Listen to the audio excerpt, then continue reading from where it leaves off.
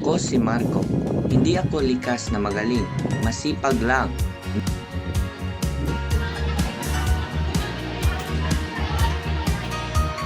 Noong inilabas ang honor list, malinaw kung sino ang una, James. At ako, pangalawa, gaya ng nakasanayan.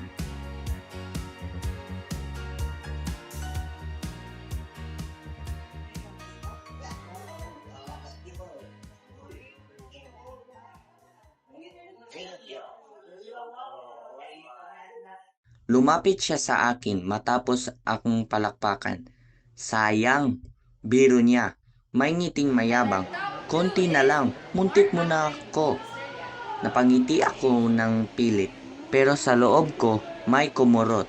Hindi niya alam kung ilang gabi akong nag-aaral habang tulog na ang buong bahay.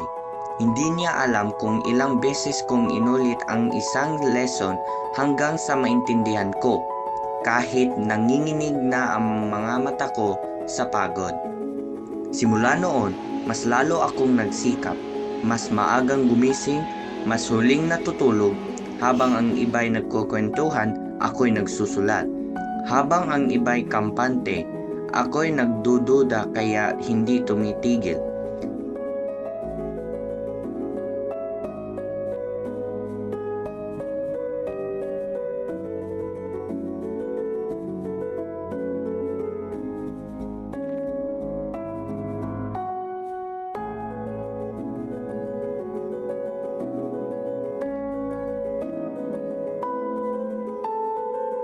Si James, iba ang direksyon. Unti-unti siyang naging pabaya. Madalas wala ang isip niya sa klase. Ang mga sagot niya, minsan hula na lang. Ang dating kumpiyansa napalitan ng inis. Kaki! Alas 4 na pala.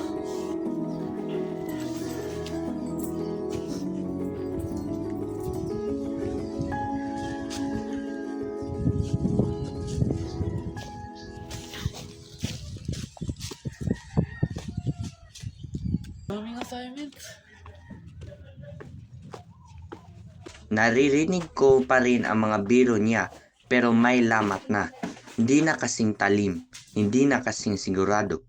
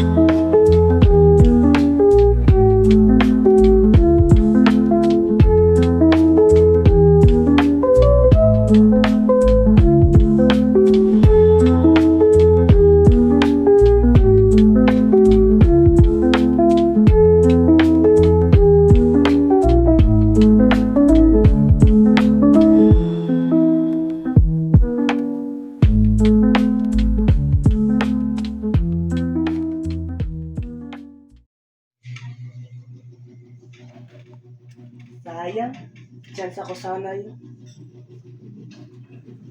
Lumipas ang ilang buwan, tapos na ang quarter. Pinaghirapan ko talaga at maganda ang grades ko. Pero sa tingin ko, hindi siya ganun ka-okay. Pinakita ko kay mama ang mga papel ko. Tahimik niyang tiningnan tapos ngumiti. Anak, ang sipag mo. Hindi nasasayang ang pagod mo.